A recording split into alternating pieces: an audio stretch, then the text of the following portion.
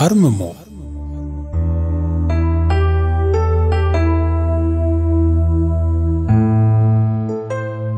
ደራሲ ዶክተር ኤልያስ ገብሩ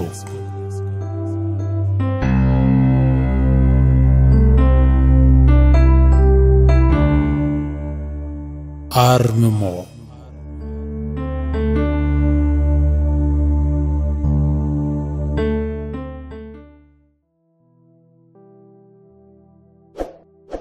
ምዕራፍ 6 ፈረንጇ ባላገር ራሻዊቷ ክልስ ቤራ የመርዕድ ቤተሰቦችን ታሪክ ካለማቋረጥ ስታዳምጥ ቆየች። መርዕድም በተለይ የወላጅ አባቱን የሌኩንን ታሪክ በብዛት ሲያጫውታት ካረፈደ በኋላ ትረካውን ገታ አደረገ። ረፍት አስፈልጎታል። አባቱ ያሳለፈውን የመከራ ሕይወት ሲያስብ ግን ፊቱን ቅጭም አደረገ። ነፍስ አውቆ በአካል ፈተናውን ያላየው ቢሆንም ህመሙ የሱም ህመም ነበር። ምናልባትም በዘረመል በኩል ልጅና አባት የሚጋሩት የመገናኛ መረብ ይኖር ይሆናል። አሊያም መንፈሳቸው በአንድ እርግብግቢት ይናበብ ይሆናል። የተሰማውን ጭንቀት በረጅም ትንፋሽ አስወገደና ትኩረቱን ወደ ቬራ አደረገ። ወዲያውም ልቡ እርግት አለች።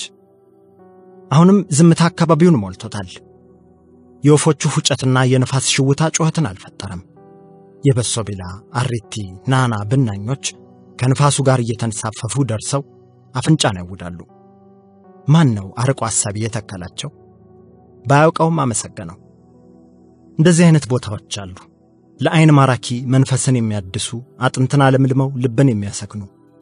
መናፈሻና ፓርኮች የከተሞች ውስጥ የሰላም ደብሮች ናቸውና በብዛት ሊኖሩ ያሻል። መርዕድም በዚሁ እርጋታ ውስጥ እያለ ቬራን አስተዋላት። ስለሱና ቤተሰቦቹ ታሪክ ብቻ እየተጨነቀች የሷን የህይወት ጉዞዋን ግን ሁኔ ብላው ግታው አታውቅም። የጥያቄውን አቅጣጫ ወደሷ ዙሮ ሞገዱን ሰደደ። በትውስታ ማህደሯ ውስጥ ደምቀው የተከተቡትን የቬራ ሰነዶች እያገላበጠ ማንበብ ጀመረ። አልከለከለችውም። ያሁኗ የመርዕድ ውሃ አጣጭ ቬራ ማን ናት? ክልሷ ባላገር። ከዓመታት በፊት አንድ ከአዲስ አበባ ተነስቶ ወደ ደብረ ዘይት የሚያቀና ዶልፊን መኪና በሰዎች ታጭቆ ይከንፋል። ተሳፋሪው ካለመበት ለመድረስ ልቡ እንደቆመ የጎማውን ሽክርክሪት ይተምናል። አብዛኛው የመኪና መስኮት አለመከፈቱ ላይ የወሩ ፀሐያማነት ተጨምሮ መኪናዋን መለስተኛ ስቲም አድርጓታል። ውቅያኖስ ውስጥ ኖሮ ውሃ እንዳጣ አሳ ተጓዡም ንጹህ አየር ተርቧል። ታዲያ ከአብዛኛው ጥቁር ጠይምና የቀይ ዳማ ተሳፋሪ ለየት ብላ የምትታይ አንዲት ነጭ ወጣት ከአራተኛው ረድፍ በስተቀኝ ከወንበሯ እምር ብላ ተነሳችና ሻንጣዋን እንዳንጠለጠለች አጎንብሳ ወደ ሾፌሩ አቀናች። ቀጣይ ከአፏ የወጣው ምን የመሰለ ቅልጥፍ ያለ አማርኛ ከፈረንጇ ወጣት ሴት የሚፈልቅ አይመስልም ነበር። ባክህን ወንድሜ አንድ መኪናውን ልታቆምልኝ ትችላለህ? አለች። ለግላጋው ሹፌር በአግራሞት እያያት በአዎንታ ጭንቅላቱን ነቀነቀ። ከአፍታ በኋላ መኪናዋን አንድ ጥጋስ ይዞ አቆመላት። ብዙሃኑ ሽንቷ መጥቶባት አሊያም መንገዱ ሆዷን ረብሿት ወደ ላይ እያላት ነው ብሎ ነበር የገመተው። ልጅት ግን ከመኪናው እንደወረደች ፈጠን ብላ ወደ መኪናው ጣሪያ የሚያስወጣውን መሰላል ተቆናጠጠች። በሚገርም ቅልጥፍናም ወደ መኪናው ዕቃ መጫኛ ፖርቶ መጋላ ወጣችና ተመቻችታ ተቀመጠች። ወደ ሾፌሩ መስኮት አዘቅዝቃ እያየች አመሰግናለሁ፣ በቃ መሄድ እንችላለን አለችው። ሹፌሩም ተሳፋሪዎቹም ግራ ተጋቡ። ሹፌሩ በጋቢናው መስኮት አንገቱን ብቅ አድርጎ እርግጠኛ ነሽ ልንዳ? ማለቴ እዚያው ላይ ነው የምትቀመጪው? ብትወድቂስ? ሲል ጠየቃት። አዎ አታስብ ወንድሜ፣ ከዚህ የባሱ ጉዞዎችንም አድርጌ ያውቃለሁ። ንፋስና ጸጥታ ስላለው እዚህ የበለጠ ይመቸኛል አለችውና መንገዱን እንዲቀጥል በምልክት ነገረችው። ሹፌሩ የሰው ጭኜ ወድቃ አንድ ነገር እንዳትሆንብኝ እያለ ፍርሃቱን በሆዱ እንዳዘለ ይመችሽ አለና የመኪናዋን ሞተር ቀሰቀሰው። ጉዞ ቀጠለ። ቬራ በነፋሱ ወጨፎ ወርቃማ ጸጉሯ ከወዲህ ከወዲያ እየተዘበራረቀ የአይን ሽፋሽፍቶቿ ለጉድ እየተርገበገቡ ከነበረችበት የሚወብቅ ሙቀት ወጥታ ነፋሻማ አየሯን እየማገች ወደ ጥልቅ ጥሞና ሜዲቴሽን ውስጥ እየቀዘፈች መንገዱንም ልብ ሳትለው ቢሾፍቱ ደብረ ዘይት ከተማ ገባች። ይቺ ነጭ ወጣት ለአገሩ እንግዳ ለሕዝቡ ባዳ ብትሆንም በሙሉ የራስ መተማመን ነበር ከመኪናው ወርዳ ከተማውን የረገጠችው። እንደወረደችም ስልኳን አወጣች። ቀድማ በካርታው ላይ ምልክት ወዳደረገችበት ቤት አቀናች። በዚያ ቁመቷ ላይ ትልቅ ከስክስ ተጫምታ ከጭንቅላቷ እስከ ዳሌዋ ድረስ የተወጠረው ሻንጣዋን አንግባ ሸከተፍ እያለች ስትራመድ የከተማው ነዋሪዎች እይታ ውስጥ መግባቷ አልቀረም። ከግማሽ ሰዓት በላይ ተጉዛ ከአንድ በጣሊያን ጊዜ እንደተሰራ ከሚያሳብቅ ግንብ ቤት ጋር ስትደርስ ቀጣለች። ካርታው ላይ ምልክት ያደረገችበት የላቲቲዩድና ሎንጊቲዩድ ኮኦርዲኔሽን ጋር እንደደረሰች ስልኳ ቀይ ምልክት አሳያት። ወደ ግንቡ ቤት ተጠጋች። ደጋግማ ብታንኳኳም መልስ አላገኘችም። ገርበብ ያለውን በር ከፍታ ሰተት ብላ ገባች። ሰላም ለዚህ ቤት እያለች ወደ ውስጥ ዘለቀች። አንድ ድክምክም ያሉ ሽማግሌ ድምጿን ሰምተው ወደ እርሷ ሲመጡ አየቻቸው። በጥርጣሬ መንፈስ አባባ ተብትሜ ብላ ጠየቀቻቸው። ስማቸው በማያውቋት እንስት መጠራቱ ግራ ያጋባቸው አባት አቤት ልጅ እያሉ ወደ እሷ ተጠጉ። እስካሁን ድረስ እዚህ ሊኖሩ እንደሚችሉ አባቴ ነግረውኝ ነበር አለች በመጠኑ ፈገግ እያለች። ይገርማል። የአባትሽን ስም ልትነግሪኝ ትችያለሽ ልጄ? አሉ ሽማግሌው ሰው ፊታቸው ላይ አዲስ የጥርጣሬ ድባብ እያደራ። ዲሚትሪፍ። ሽማግሌው ድንግጥ አሉ። ከብዙ ዓመታት በፊት የሰሙትን ስም ነው ደግመው የሰሙት። ጆሮአቸውን እየተጠራጠሩ ማረጋገጫ ጠየቋት።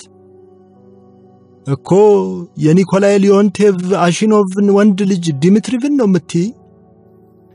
በትክክል አባቴን አልረሳከውም ማለት ነው። እንዴት ረሳዋለሁ ልጄ? ገና ጨቅላ ሳለ ጀምሮ እኮ ነው ያሳደግሁት። እንዴት ረሳዋለሁ ብለሽ ነው? ባልወልደውም ልጄ ነበር እኮ፣ እኔም ሁለተኛ አባቱ አሉና ለአፍታ ትዝታ ወልፈት ታደረጋቸው። ውይ በሞትኩት፣ ገና ከመንገድ ከመግባትሽ በጥያቄ ወተወትኩሽ አይደል? ያሂ የኔ ነገር ብለው የያዘችውን ሻንጣ ተቀብለው ወደ ውስጥ ገቡ። ቬራም ተከትላቸው ወደ ውስጥ ገባች። ማረፊያ ፎቴውን ረገፍ አድርገው እንድትቀመጥ ጋበዟትና ወደ መታጠቢያ ቤቱ ገቡ። ቬራ ለዓመታት እንዳይፈርስ ጀዲድ በአረብኛ በጣም ጠንካራ ሆኖ ከተሰራው ዕድሜ ጠገብ ቤት ጋር ተፋጠጠች። የዋንዛ እንጨት መስኮቶቹ 6 ቦታ እኩል ተከፍለው መስታወቶች ተሰንጎባቸዋል። በሚጠመዘዝ እጀታ ይዘጋሉ፣ ይከፈታሉ። ጣሪያው ራቅ ተደርጎ መሰራቱ አያቷ ቤቱን ለሆቴልነት አስበው እንዳስገነቡት ያሳብቃል። ወለሉም በረዣዥም ጠፍጣፋ ጣውላዎች የተለበደ ሲሆን የሽማግሌውን ጠንቃቃ የቤት አያያዝ በሚመሰክር ሁናቴ ሰምና ናፍጣ ተወልውሎ ያብረቀርቃል። የቤቱን ይዞታ እያስተዋለች ትንሽ እንደቆየች ሽማግሌው ፎጣና የገላ ሳሙና ይዘው ተመለሱ። ሙቅ ሻወር ተዘጋጅቷል ልጄ ብለውም አቅጣጫውን ጠቆማት። እሷ የጉዞ ድካሟን ለብ ባለው እስከምትለቀለቅ ድረስ ፔልመኒ የተሰኘውን በራሺያውያን ዘንድ የሚወደድ ምግብ ለመስራት ጉድ አሉ። ፓስታና የተጠበሰ ስጋው እንጂ ሌሎች የሚያስፈልጉ ግብአቶችን በበቂ ባያገኙም እንደ አቅሚቲ ያበሳስለው ጠበቋት። ቬራ ከገላ መታጠብ መልስ የቀረበላትን ገበታ ስታጣጥም ለመጀመሪያ ጊዜ ሽማግሌው ሰውም አረፍ ብለው ተቀመጡ። ፔልሞኒው ክሬም ባይኖረውም ከመንገድ ስለመጣሽ ለጊዜውም ቢሆን ረሃብሽን አባባ አይጨነቁ፣ በጣም ነው የሚጣፍጠው አለችና ፈገግ ብላ ምግቡን እንደወደደችው አረጋገጠችላቸው። 3-4 ከጎረሰች በኋላ ጥያቄ አስከተለች። እና እዚህ ብቻዎትን ነው የሚኖሩት? አዎ ከሞላ ጎደል። በተለይ ዕድሜ እየገፋ ሲመጣ ብቻዬን ምግብ ቤቱን ለማስቀጠል ታከተኝ።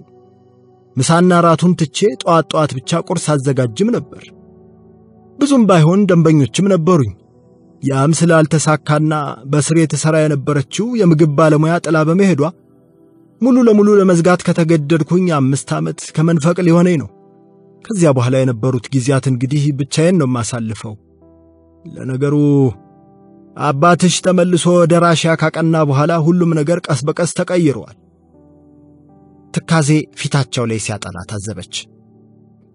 ያው የአያትሽ ማደራ ስለነበረብኝ ቤቱን በተቻለኝ መጠን እየጠበቅኩኝ መንግስት በተቀየረ ቁጥር ካርታ ያሳደስኩኝ ከቁርስ ተመጋቢዎች በማገኘው ገቢ ግብር እየከፈልኩኝ እስካሁን ዘልቄያለሁ። እውነት ለመናገር ተቀማጬም አልቆ ሁሉም ነገር ድክም እያደረገኝ ባለበት ወቅት ነው የመጣሽው አሉና ለደቂቃ ታህል ዝምታቸው ተተካ። ከባድ የብቸኝነት ጊዜ እንዳሳለፉ ይሰማኛል አለችና ዝምታቸውን ተጋራች። መብል ጨርሳ ከተቀመጡ በኋላ ደግሞ እስኪ ከአያቴ ጋር እንዴት እንደተገናኛችሁ አጫውቱኝ። ከልጅነቴ ጀምሮ አባቴ ሲነግረኝ ደስ ይለኝ ነበር አለቻቸው። ካልሽማ ታሪኩ ወዲህ ነው። የኔ አባት አድዋ ዘማች ነበር። ጣሊያንን ወጥ በወጥ አድርገው ከሸኙት አርበኛ ጀግኖች መካከል አንዱ ነበር። ታዲያ ልጅ ሆኜ ከሚነግረኝ ነገሮች መካከል አንዱ ራሺያውያንን ምን ያህል እንደሚወድ ነው። ራሺያውያን ሁሌም ከኢትዮጵያውያን ጎን እንደነበሩና በአድዋ ጦርነት ጊዜ እንኳን ኢትዮጵያውያን አርበኞች የታጠቁት አብዛኛው መሳሪያ ከራሺያ የመጣ እንደሆነ ይነግሩኝ ነበር። አባቴ ስለሚወዳቸው እኔም ለነሱ ጥሩ አመለካከት ነበረኝ። ታዲያ ገና ነፍስ አውቄ ባልጨረስኩበት የዕድሜ ማለዳ ነበር ጣሊያን ድጋሚ መጥቶ የወረረን። ሳንዘጋጅበት ከተፍ ባለብን የማይጨው ጦርነት ላይም ጀብደኛው አባቴ ለእናት ሀገሩ ሲታገል ተሰዋ። ታዲያ ይህ ወረራ ማብቂያ አካባቢ ነበር ያንቺን አያት ኒኮላይ አሺዮኖቭን ያየኋቸው። ወደ ግራና ቀኝ የሾለ የከንፈር ጺማቸው፣ ነጭ ሪዛቸው፣ ችምችም ያለው ቅንድባቸውና ክብ ቆባቸው መቼም አይረሳኝም። ያኔ ከኛ መንደር መጥተው ይህንን ሆቴል ሲያስገነቡ ማህበረሰቡ ግራ ተጋብቶ ነበር። መልእክት ለማድረስ መጥተው በኢትዮጵያዊቷ ሚስታቸው ፍቅር ወድቀው ነው እዚሁ የቀሩት ተብሎም ይወራባቸው ነበር። ብቻ ለተላላኪነትና ለሆቴሉም አንዳንድ ስራዎችን እንድሰራና በመተኩም ቁርስ ምሳራት እንደሚችሉኝ ሲነግሩኝ የልጅ ልብ የፈነደቀ።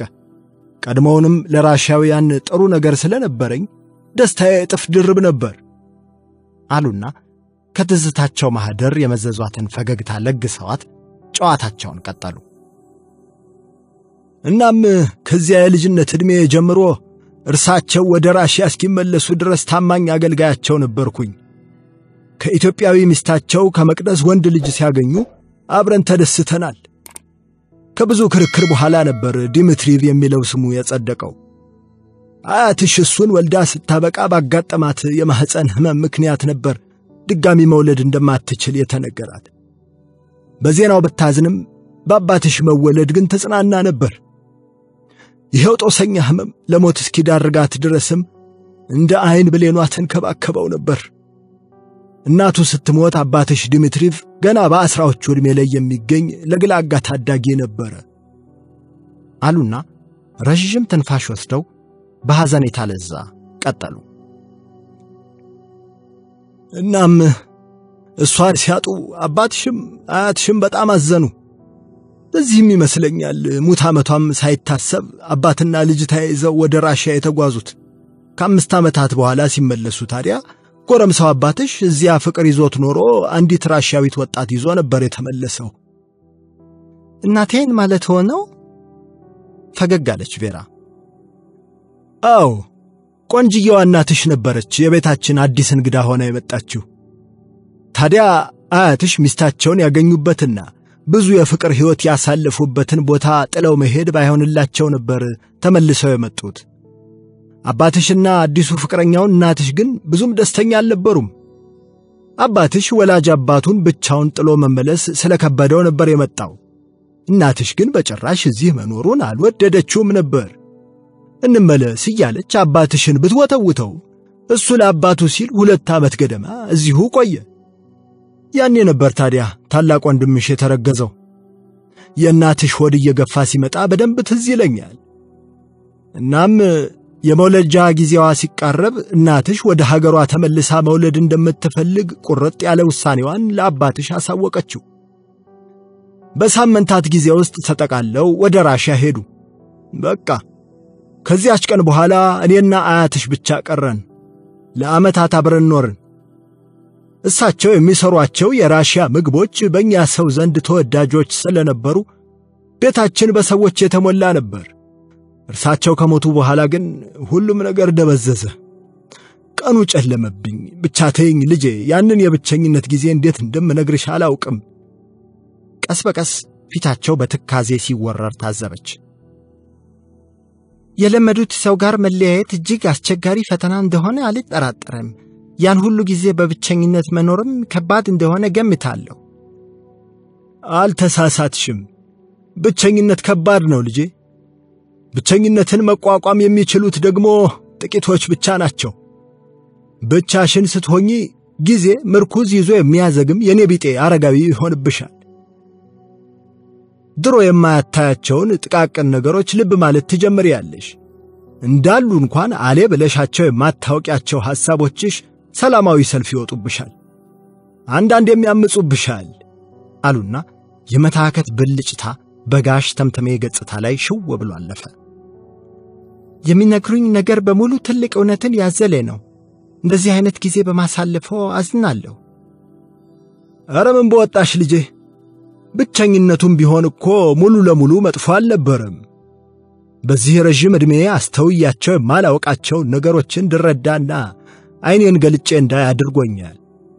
በዚያ ላይ አባ በላይ የሚባሉ ቀና ሰው የመጡ ያጽናኑኝ ይመክሩኝና ለተወሰኑ ቀናትም ቆይተው ይሄዱ ነበር። እርሳቸው ባይኖሩ ሁኔታዎች ይበልጥ ይከብዱኝ ነበር። በረጅሙ ተነፈሱና ብድግ ብለው ቬራ የተመገበችበትን ሳህን አነሱ። እንደዛ ከሆነ ይሻላል። ግን ቅድምም ልክ ብለዋል። ሰው ብቻውን ሲሆን ተፈጥሮን በአዲስ አይን መመልከት ይጀምራል። የህይወቱን መሪዎች እንዳዲስ ፈትሾ ራሱን በተሻሉ መሪዎች ይቃኛል።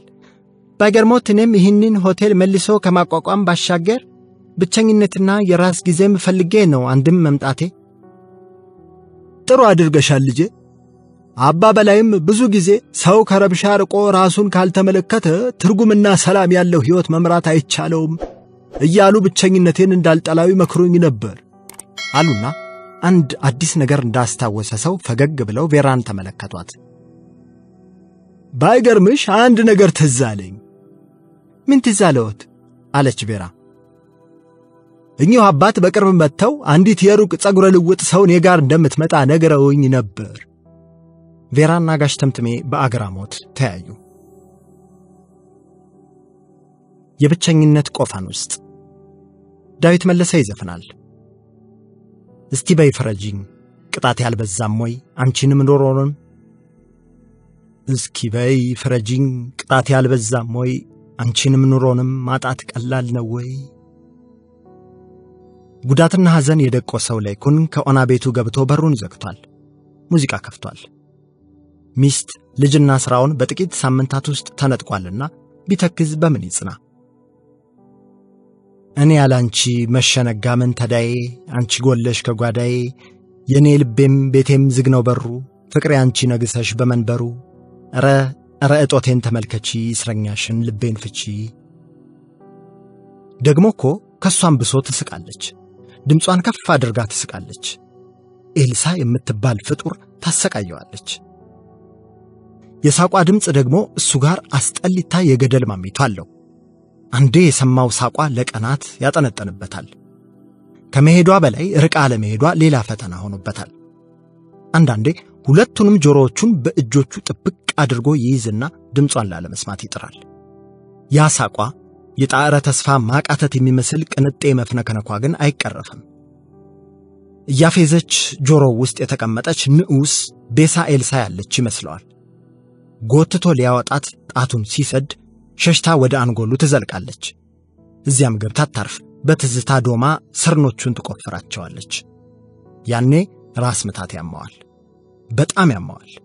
እንደምንም ተነስቶ የረሳችውን ነጠላ እንደ እራፊ ጭንቅላቱ ላይ ያስራል። ትንሽ ህመሙ በረድ ይልለታል። ወዲያው ደግሞ ሕፃኑ መርዕድ ሲያለቅስ ይሰማዋል። ወይኔ ልጄ ምን ሆኖ ይሆን የሚያለቅሰው? ውስጡ ድጋሚ እርብሽብሽ ይልበታል። አይ ይታመማል። ይሄኛው ህመም ደግሞ ከወደ ሆዱ ግድም ነው የሚሰማው። እልፍ ጥያቄዎች ከተናጋው ጀርባ እየተነኑ ወደ አእምሮ ይጎርፉበታል። የድሮ ሚስቱ ልጁን አልተንከባከበችው ይሆን? ልጁን ማባበል የማይችል አባት ምን ይባላል? ባልኖር እኮ ነው የሚሻለኝ እያለ ይተክዛል። የሷን ትዝታ እንዳዘለ ይቆዝማል። ባዶ ነው። ኦና ቤት ብቸኝነት ውስጡን አመነመነው። በምንስ ሊጽናና ይቻለዋል? የፈረደባቸው እናቱ ወይዘሮ ብዙ ወርቅ ከሚጥል በሽታቸው ጋር እየተናነቁ መጥተው ሊያጽናኑት ሞክረዋል። በእድሜና በኑሮ አቅማቸው ስለደከመ ብዙ ሊረዱት ግን አልቻሉም። የልጃቸው ነገር ከቀን ወደ ቀን አሳሳቢ የሆነ መምጣቱን እያዩ ቁጭ ማለቱ ግን አልሆነላቸውም። ጭንቀታቸው ቢበዛ አንድ ቀን ህመምና ክብራቸውን ዋጥ አድርገው የኤልሳ ቤተሰቦች ጋር ሄዱ። ከቤታቸው ደርሰው ሲያንኳኩም ወይዘሮ መንበረ በሩን ከፍተው ቆሙ። ድንች አለ የሚለው ማስታወቂያ ከበሩ ላይ ተነስቷል። ወይዘሮ መንበረም በመጠኑ ዘንጠዋል። ይግቡም አላሏቸው። ካንገት በላይ ሰላምታ ከተለዋወጡ በኋላ ምን ፈልገው መጡ የሚል በውስጡ አንፈልጎትም ሂዱ የሚል አንድምታ ያለው ጥያቄ አስከትሉባቸው። የለይኩን እናት ወይዘሮ ብዙ ወርቅ እልህና ህመማቸውን ዋጥ አድርገው አንድ ነገር ቢጨንቀኝ ነው መምጣቴ አሉና የነጠላቸውን ዘርፍ እያሻሹ መሬቱን እያዩ ቀጠሉ። የልጄ የለይኩን ነገር በጣም እያሳሰበኝ ነው። የእርሶ ልጅ ኤልሳን በጣም ነበር የሚወዳት። ከሷ ጋር ከተለያዩ በኋላ ሰው አልሆነም። እንዲያው ልጅዎትን ቢመክሯትና ቢታረቁ አይሻልም እያሉ በልመና አይን ተመለከቷቸው። አሂሂ አሉ ወይዘሮ መንበረ በፌዝ ሳቅ። በውሸት አሉባልታ የጨዋዋ ልጄን ስም ካጠፋና የገዛ ሕፃን ልጁን አደጋ ላይ ከጣለ በኋላ እኮ ምን ብላ ነው አብራው የምትኖረው? በሉ አሁን እንዳመጣጦ ይሄዱ፣ የማይሆን ነገር አይጠይቁኝ አሉና በሩን እንደ መዝጋት ቢጠይቃጣቸው። በአማላጅቱ ይዤዎታለሁ። ወይዘሮ ብዙ ወርቅ ሁለመናቸው ልውጥውጥ አለ። ክብራቸውን ጥለው ቧገቱ። አንድዬ ልጄ ራሱን ጥሎ የአእምሮ መምተኛ መስሏል። ብቻዬን ተሰቃየሁ። ከንግግራቸው መባቻ በፊት እንባቸው ቀደመ። ኧረ በፈጠረሽ አታልቅሽብኝ ሴትዮ፣ እዚያው በጸበልሽ። ሲጀመርም እኛ አይደለን የሚያጋባናቸው፣ እኛም አላፋታናቸውም። ቀድሞውንም ያንቺ ልጅ ለልጅ አይመጥናትም። ቆይ እስቲ ንገሩኝ፣ ከዚያ መናጢ ልጆ ጋር ስታክ እንድትኖር ነበር እንደ የፈለጉት? ውቴ አንቱታው ቀረ። በቅርቡ ያጠለቁት የወርቅ ሐብል ግራና ቀኝ በደረታቸው ላይ ተገማሸረ። እንዴት እንደዚህ ትያለሽ? አብረን በልተን ጠጥተን አብረን ጨፍረን አይደል እንደ ዳርናቸው? ከቶውንስ ድሃ መሆን ኃጢአት ነው እንዴ? አክብሬ በመጠየቄ እንዲህ እንድታዋርጅኝማ አልፈቅድልሽም። የወይዘሮ ብዙ ወርቅ ስሜት ከሐዘን ወደ ቁጣ ሲለወጥ አየር ምድሩ ታዝቧል። አው ምን ትሆኝ እስኪ? ምርጧ ልጄ አሁን ማጀቱ ሞላ ያለ የተሞናደለ ሕይወት ጀምራለች። እንኳን ለራሷ ለኔም ተርፋለች። አሁን በሕግ አምላክ ይዤሻለሁ። ይህን የማይመስል ሐሳብሽን ይዘሽ በመጣሽበት ሂጂልኝ አሉና ወይዘሮ መንበረ በሩን በኃይል ፊታቸው ላይ ደረገሙት። ወይዘሮ ብዙ ወርቅ በንዴትና እልህ እየተበከነከኑ በር ላይ እንደተገተሩ ለደቂቃዎች ቆዩ። ቁጭታቸውን እንደምንም ዋጥ አድርገው በነጠላቸው ፊታቸውን እየጠራረጉ ወደ ቤታቸው መመለስ የግድ ሆነባቸው። የጨው በረንዳ ሰፈርተኞች አንዲት ሴትዮ አውላላ መንገድ ላይ ድንገት አጥወልውሎ ሲጥላቸው ተመለከቱ። ሁሉም ሮጦ ሄዶ ከበባቸው። ከሰፈሩ ውስጥ የሚጥል በሽታ ያለባቸው ማን እንደሆኑ ሁሉም ያውቃል። ገሚሱ ሚሪንዳ፣ ገሚሱ ክብሪት ለማምጣት ተሯሯጠ። አብዛኛው ከንፈሩን መጠጠ። ቢጠቅምም ባይጠቅምም ያመተሳሰብ በቦታው ነበር። ከሰው መሃል ግን አንዲት ወጣት ሴት ስትበር መጣ ከጎናቸው ተቀመጠች። ጭንቅላታቸውን ዳሌዋ ላይ አድርጋ አረፋቸውን እየጠረገች በጥንቃቄ ስትንከባከባቸው ሁሉም አይተዋታል። እኚህ ሴትዮ የወደቁት ከነ ሜሮን ቤት ፊት ለፊት ነበር። ለይኩን ነገር ዓለሙን ችላ ብሎ ከቤቱ ተጋድሟል። የእናቱን ለልመና መሄድና መንገድ ላይ መውደቅ አልሰማም። ሲያመጣው አንዴ ነው የሚሉት አካች ስጋ ለብሶ ወዳጁ ከሆነ ግን ከራርሟል። ደብሮታል፣ ከፍቶታል፣ ሐዘን ወርሶታል። ተስፋቢስነት አንሶላ፣ በኑሮ ትርጉም ማጣት ደግሞ ትራሱ ሆኗል። የሕይወት ሽንቁሮችን የሚዋጉ ትናንሽ ወስፌዎች እንደ ጩቤ ሲገዝፉ እነሱን ለማዶልዶም ሲኳትኑ መኖር ከባድ ሸክም ነው። ባልታከመ ድባቴ ውስጥ ያሉ ሰዎች በጠዋት ተነስቶ ወደ ሥራ መግባት ከሰው መቀላቀል እንደ ቋጥኝ ይከብዳቸዋል። ሰው የመሆን ኑባሬ ምኑም አይጥማቸውም። ታዲያ የእጦት ብሶት በሦስት እሳት ነዶ አመድ ይሆናል። በለቅሶ በጊዜና በመተንፈስ እምባ የተቃጠለውን የውስጥ እሳተ ገሞራ ይዞ የሚወጣ ግንፋሌ ነው። ጊዜ በመርሳት ጥበብ የኑሮን ቁስሎች ወደ ህመም አልባ ጠባሳነት የሚቀይር ኃይል ነው። መተንፈስ ደግሞ ሁለት ግብር አለው። አንዱ ወደ ውስጥ መተንፈስ ከራስ ጋር መነጋገር ሲሆን፣ ሁለተኛው ወደ ውጭ መተንፈስ መጮህ፣ ከሰው ማውራት ወይም መዝፈን ሊሆን ይችላል። ተንፈሰውና ይውጣልህ እንደሚባለው መተንፈሻ ጭስ ማውጫ ያለው ሽንት ቤት ብዙም አይሸትም እንዲሉ። ታዲያ ምርጡ መተንፈሻ መንገድ ኪነ ጥበብ ነው ይባላል። ህመምን በግጥም፣ በቲያትር፣ ሙዚቃና ጽሑፎች መተንፈስ። በመሰል ፈታኝ ቀናት ከማይርቁ ነገሮች አንዱም ዜማ ነው። ሌኩን አሮጌዋን ቴፕ አወጣና የዳዊት መለሰ ምስል ያለበትን ካሴት መታ አድርጎ ሰነገው። ፍረጂኝ የተሰኘው ሙዚቃው ቅድም ከቆመበት ቀጠለ። ሌኩን ከንፈሮቹን እያርገበገበ በልቡ አብሮ ያዜም ጀመር። እስኪ በይ ፍረጂኝ ቅጣት ያልበዛም ወይ፣ አንቺንም ኑሮንም ማጣት ቀላል ነው ወይ። በእጦት ለተቃጠለ በናፍቆት ለተከዘ ነፍስያው ገላጭ ግጥሙ አጥንት ገዝጋዥ ዜማው ሰርስሮት ገባ። ዘፈኑ የልቡን ፍም እሳት የሚያቀጣጥል ማራገቢያ ሆነለት። ሙዚቃ መሐረብ ከማቀበል ውጪ ያለውን ሁሉንም ያላቃሽ ሥራ ይሰራል። ነገር ግን ሙዚቃ አይነት አለው። አንዳንዱ ከጆሮ ላይ ተንጫጭቶ ነጥሮ ይመለሳል። አንዳንዱ ደግሞ ዘልቆ ገብቶ ልብን ያረሰርሳል። ዳዊት ቀጥሏል። ይከፋኛል ሳስታውሰው መሆንሽን የሌላ ሰው። ይገርማል። የኔ ያልነበረች እንቡጥ አበባ አካሌን ሸክላ አድርጌላት በፍቅሯ ሞቼላት ስጋዬ ላይ ከተከልኳት በኋላ ፍሬም ካፈራችልኝ በኋላ ከነፍሬዋ አንድ አልፎ ያጅ መንገደኛ ቀጥፎ ወሰዳት።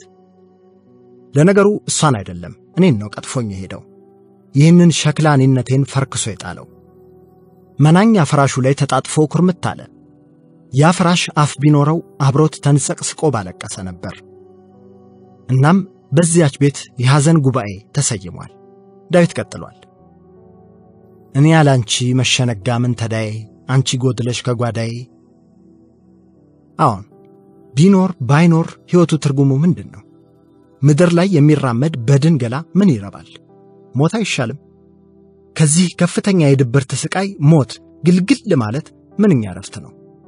እፎይ ብሎ ለዘላለሙ መተንፈስ። ቀና ቢል የጣሪያ ድጋፍ የሆነ ጣውላ ተመለከተ። አንድ መጥፎ ሐሳብ መጣለት። ብድግ ብሎ ከተኛበት ተነሳ። ጠንከር ያለ ገመድ ፍለጋ በየስርቻው አማተረ። ከልብስ ማስጫነት ተርፎ የተጣለ ጥልፍልፍ ገመድ ከዓይኑ ገባ። ብድግ አደረገውና ሸምቀቆ ሰራበት። አንዱን ጫፍ ከጣውላው ላይ አሰረው። ውስጡ በሙግት ተሞልቷል። ላድርገው አላድርገው? አዎ፣ መሞትና መኖር በአንዲት የውሳኔ ገመድ ላይ የሚንጠላጠሉበት ጊዜ ሊመጣ ይችላል። ማን ምን ያውቃል? ዳዊት ቀጥሏል። ይህ ይመጣል ብዬ አላውቅም፣ የቅጣት ቀን ጭንቆ አያልቅም። በፍጹም ይህ ይመጣል ብሎ አስቦ አያውቅም። በምድር ሲኖሩ ስለ ነገ እርግጠኛ ከመሆን በላይ ታላቅ ስህተት የለም። ሌኩንም ይህንን እውነታ በከባዱ መንገድ ተምሯል። እየተርበተበተ አንገቱ ላይ ሸምቀቆ አጠለቀ። በርጩማው ላይ ቆመና ስለ ኤልሳ ለመጨረሻ ጊዜ አሰበ። ሰው ለካ ራሱን ወደ ቀጣዩ ዓለም ሲያሸጋግር አብሮ በውስጡ ይዞት የሚሄደው የሌላ ሰው ሽራፊም አለ። አይኑን እንባ ካፍ እስከ ገደፉ ሞላው። ሁለመናዋ በጣም ናፍቆታል። ያን የሳማት ከንፈሩ የሷን ከንፈር ቢራብ፣ የወሸቃት ጉያው በብርድ ቢቀሰፍ፣ አንሶላው የሷን ጠረን ለጉድ በየሽንቁሩ ወጥፎ አየር ቢያሳጥረው አይዞህ የምትለው የልቡ ነርስ የለችም። ሊሞት ከጫፍ ላይ ቢገኝም ፈውሱ ግን ጥላው ሄዳለች።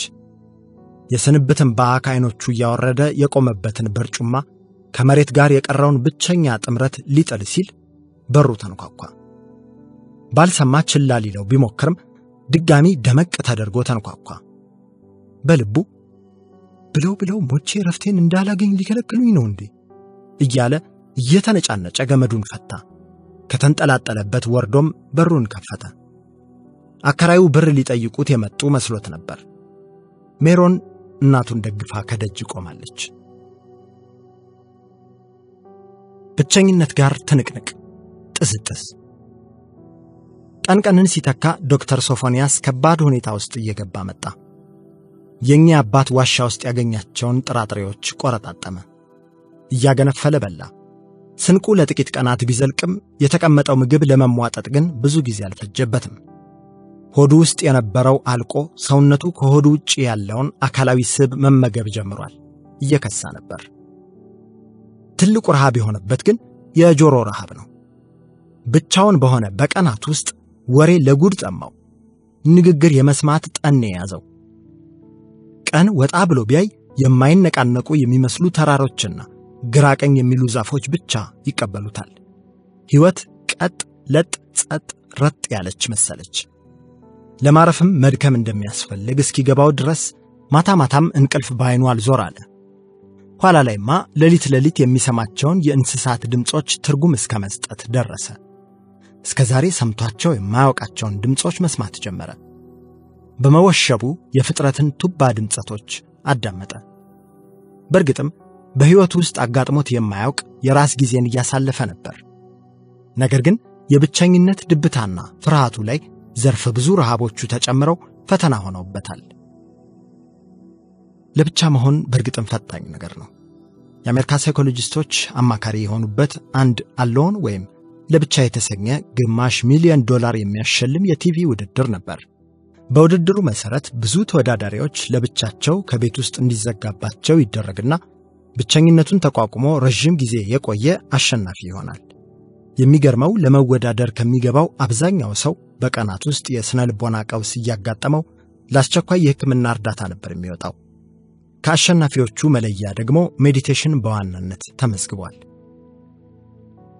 ሁሉም ሰው ጉልበቱ የሚሰበርባት አንዲት ነጥብ አለች ሲባል ይሰማ ነበር። ይህች የመቋቋም ለከቱ አልፎ ቅንጥስ የሚልባት ነጥብ ነች። ሶፎንያስም እዚህች ነጥቡ ላይ እንደደረሰ አልተጠራጠረም። ብቸኝነትና ጸጥታው መቀበል ከሚችለው በላይ ሆነውበታል። እርግጥም ፈተናውን መቋቋም አልቻለም። እሳቸው በጠፉ በሳምንቱ ጓዙን ጠቅልሎ ወደ ሞቀ ቤቱ ለመመለስ ወሰነ። በማለዳ ተነስቶ ባዶ ሆዱን አኮ ፀሐይቱን በጨምባሳ አይኖቹ ታግሎ ፊቱን ታጠበ። ቦርሳውን ሸክፎ ከዋሻው ወጥቶ ራመድ አለና ዞር ብሎ ተመለከተ። ለቅጽበት የሳምንት ቤቱን በስንብት አይን ገረፍ ካደረጋት በኋላ የደከመ ጉልበቱን እየጎተተ ወደ መጣበት አቅጣጫ መመለስ ጀመረ። ይህ የመመለስ ውሳኔው ግን ከቶውንም በውስጡ ሊጸና አልቻለም። ከተወሰኑ እርምጃዎቹ በኋላ ከራሱ ጋር ከባድ ክርክር ውስጥ ገባ። ይህንን ሁሉ ርቀት አቋርጦ የመጣበትን ጥያቄ ሳይመልስ ምስጢሩን ሳይገልጥ መመለስ ሞት መስሎ ታየው። ምናልባትም ይሄ ከዚህ በኋላ ደግሜ ላገኘው የማልችለው አጋጣሚ ነው ሲልም አሰበ። ሁሉን ነገር ችዬ የዝምታን ጣዝማ እቀስማለሁ ያላቸው አባት ታወሱት። ከየት እንደመጡ ታሪካቸውን ባያውቀውም ካንደበታቸው የሚወጣው የሕይወት ቃል የዝምታ ሀተታ በሙሉ ማርኮታል። ብቸኝነትን እንደሚወጣው አምነው ነው ይህንን ኃላፊነት ሰጥተውት የሄዱት። ይህንና ሌላም እልፍ ነገሮችን አውጠንጥኖ 40 ምናምን እርምጃዎች ከሄደ በኋላ ጉዞውን ገታ። ብዙ አመነታ። በውዝግብ መሃል ከራሱ ጋር ተሟገተ። በስተመጨረሻም ቢያንስ አንድ ቀን ልጨምርና ነገ መለሳለሁ ብሎ ደመደመ። አዲስ የሚከሰት ነገር ካለ ልይ ብሎ ወስኖ በዚያው በደከመ ጉልበቱ እየተጎተተ ወደዚያች ማረፊያው ተመለሰ።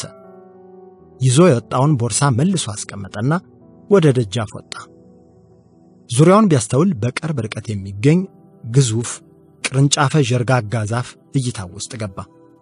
በዚያች ቅጽበት እኛ አባት ከዛፉ ስር ቁጭ ብለው በተመስጦ ሲዘፈቁ ትዝ አሉት። የታጠፈ አንጀቱን የተንጠፈጠፈ ኃይሉን ይዞ ወደ ዛፊቱ አቀና። እግሮቹን አፈራርቆ ከዛፉ ስር ተቀመጠ። በቀስታም አይኖቹን ከደነ። አይኖቹን በከደነበት ቅጽበት የሐሳብ ትውስታና ስሜቶች ማዕት በአእምሮው ውስጥ ሲፈሱ ታወቀው። ጭንቅ አለው። እርቦታል፣ ደክሞታል። ግን እንደምንም ወደ ዝምታ ሐሳቦች ለመግባት እየታገለ ጥቂት ደቂቃዎች እንዳለፉ ከየት እንደመጣ ያላወቀው የሐሳብና የድምጽ ሰረገላ ወደ አእምሮው ጓዳ ከተፍ ይል ጀመር። በሙያው ዘርፍ ለእንደዚህ አይነት እንግዳ የሆኑ ድምፀ ሀሊዮቶች ወይም ሃሉሲኔሽንስ ለታማሚው ብቻ የሚሰሙ የታወቀ ውጫዊ መነሻ የሌላቸው ድምጾች፣ ንግግሮች ወይም ትዕዛዞች ተብለው እንደሚጠሩ ያውቃል። በሌሎች የገሃድ ዓለም የሌሉ ነገር ግን በሰውየው አእምሮ ውስጥ ተዋቅረው እውነት የሆኑ ድምፀ ሐሳቦች ናቸው። እናም አሁን ወደ አእምሮ እየመጡ ያሉ ድምጾች ከድካምና ረሃብ ጋር ተያይዘው የተከሰቱ ሃሉሲኔሽኖች ሊሆኑ ይችላሉ ብሎ ሰጋ። ወዲያውም ራሱን መጠራጠር ጀመረ። ወይኔ ሶፎንያስ፣ ዝምታን ፈልጌ መጥቼ እዚሁ ልቀር ነው? ሰው ላክም መጥቼ ራሴው ታምሜ ልመለስ ይሆን እያለ በጭንቀት ቆዘመ። ነገር ግን ወዲያውኑ አንድ ሌላ ድምፅ ወደ አእምሮው መፍሰስ ጀመረ። እነሆ ሶፎንያስ፣ ይሄ ያንተ ድምፅ አይደለም። እየቀባዠርክ ወይም እየቀዠብክ አይደለም። ይሄ በተመስጦ ውስጥ ስለበረታህ፣ ዝምታን በመሻት በትዕግስት ስለዳከርክ ወደ አንተ የደረሰ የምናብ መረብ መልእክት ነው። በዘመናችሁ ኢንተርኔት ብላችሁ እንደምትጠሩት ያለ የማይታይ ከቦታ የዘለለ ግንኙነት ነው። ግንኙነታችን ግን በስልክ ሳይሆን በአእምሮና ነፍስ መስተጋብር በኩል በሚፈጠር አጥናፍ ተሻጋሪ መስመር ነው። እሺ፣ ግን አንተ ማን ነህ? ጠየቀ ሶፎንያስ። አንተስ ማን ነህ? መለሰ ድምፁ። እኔማ ዝምታ ተተካ። እኔ ግን ማን ነኝ? የማይመለስ ጥያቄ ሆነበት። ሳያስበው ውይይቱ ውስጥ ዘው ብሎ ተዋሃደ። ግን ከጅምሩ በዝምታ ውስጥ ማውራት ይቻላል እንዴ ሲል ራሱን ጠየቀና በረጅሙ ከነፋሻማው አየር ማገለት። ወዲያው የሚወደው የኤፍሬም ስዩም ግጥም በድምፅ ምናቡ ውስጥ በተዘረጋ የብርሃን መድረክ ላይ ተቀንጭቦ ሲቀርብ ታዳሚ ሆኖ አደመጠ። በዝምታ ብረት ታስረን የምንሰማት የትም የሚጀመር የማንም ሰው እውነት፣ ይህን ሊል ነው ሲባል ምንም አለ ማለት የንፋስ ታላቅ መብት። ሶፎንያስ አይኑን ክድን እንዳደረገ ተመስጦ ቀረ። ድምፁም በምናብ ሞገድ መምጣቱን አላቆመም። ነፃው ንፋስ አሁንም እያፏጨ ይንከላወሳል። አንተ ወጣት ሰው፣ ከዛፍ ስር ቁጭ ያልክ አጥር አልባ አካል፣ ሰማያትን የምትመጥቅ ነፍስ ሆይ፣ እነሆ ከሰዎች መራቅህ፣ ብቻህን መቀመጥህ፣ ለጥሞና ዓይንህን መክደንህ መልካም ሆነልህ። አሁን ትኩረትህን የከበበህ አየር ላይ አድርግ። አንባቢው ለአፍታ ንባቡን አቆሞ ለአንድ ወይም 2 ደቂቃ ይህንን የመተንፈስ ልምምድ ጽሑፉ ላይ እንዳለው ተመሳሳይ መልኩ እንዲተገብር እመክራለሁ። ነፋሻው አየር በአፍንጫህ ፍስስ እያለ ወርዶ ለሕዋሳቶችህ ነፍስን ሲዘራ ልብ በል። ቀስ ብለህ በአፍንጫህ አየር እየማክ ሳምባህ አቅሙ እስከፈቀደ ድረስ በሕይወት አየር ሞላው። ይሄን የሕይወት አየር በውስጥህ እንዳዘልክ ለተወሰኑ ሰከንዶች ዝም በል። ይቺ ዝምታ በመውጣትና በመግባት በመወለድና በመሞት መካከል ያለች ቅጽበትን ትወክላለች። ውስጥ የገባው አየር አስወጣኝ የሚለው ጥያቄ ሲበረታ በዝግታ በአፍህ በኩል ተንፍሰው። ይህንን ልምምድ በተከታታይ ለ7 ጊዜ ፈጽመው። ትኩረትህን አተነፋፈስህ ላይ ስታደርግ አእምሮህ ከጊዜያዊ ጭንቆቹ ተነጥሎ ወደ እልፉ መገኘትህና አሁናዊ ዓላማህ ላይ እንድትሰለጥን ይረዳሃል። ይህንን ድምፅም ወደ አንተ ለማድረስ ለእኛ ቀላል ይሆንልናል ማለት ነው። ታዲያ ይህንን ልምምድ ለማድረግ ስትሞክር በየጊዜው ወደ ጭንቅላትህ የሚመጡ ማንኛውም አይነት ሐሳቦች ሊኖሩ ስለሚችሉ በፍጹም አትግፋቸው። ሐሳቦችን አንተ ለመምራትም አትሞክር። ራሳቸው እንደ ጅረት እየፈሰሱ ይለፉ። በየመሃሉ የሚመጡ እንደ በረዶ የቀዘቀዙ የሐሳብ ግግሮች ሲያጋጥሙ ደግሞ አንተን ከፈጠረ ጀምሮ እስካሁን ድረስ በነፃ ንጹሕ አየር እየለገሰ እስትንፋስህን በሚያስቀጥለው ፈጣሪ ላይ ተንጠላጠል። ከፍ ሰፋ በልና የመዳኛውን ገመድ አጥብቀህ ይዘህ የእሳቤ መሰናክሎችን እለፍ አሉት። ሶፎንያስ የሚመጣለትን ምናባዊ ትእዛዝ እየተከተለ ሳለ ድምፁ ለደቂቃዎች ጥፍት ብሎ ቀረ። ወዲያው እነዚህ የሐሳብ ጋጋታዎች ከአእምሮው ሰሌዳ ላይ እየተከታተሉ ሲያልፉ ታዘበ። ቀስ በቀስ ግን የሐሳብ ማዕበሎቹ እያረጉ ሄዱና የተንጣለለ የመገኘት ባህር በውስጡ ተፈጠረ። ወደ እርጋታው ዓለም ብሎ ዝፍቅ ስምጥ ሲል በውል አልታወቀውም ነበር። ቀጥሎ ያ ምናበ ድምፅ አሁን ትኩረትህን ዝምታ ላይ አድርግ አለው። ልክ ከጨፈንካቸው አይኖችህ መሃል ከአፍንጫህ ራስጌ ላይ ያስቀመጥከው ያህል በመጣህበት ዓላማ በዝምታ ላይ አተኩር። ይህም ለአንተ መልካም መንገድ ነው። እነሆ በተከታታይ ወደ አንተ የምንልከውን ትምህርት አብሰልስል።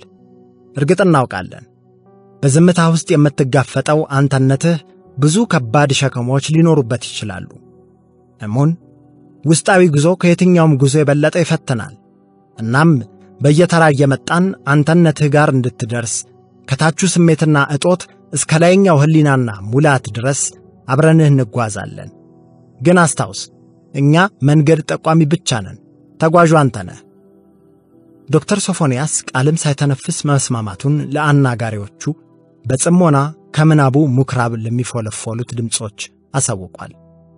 ግን መጀመሪያ እነሱስ እነማን ናቸው? ለመሆኑ እሱ፣ እኔ፣ አንተስ ማንን?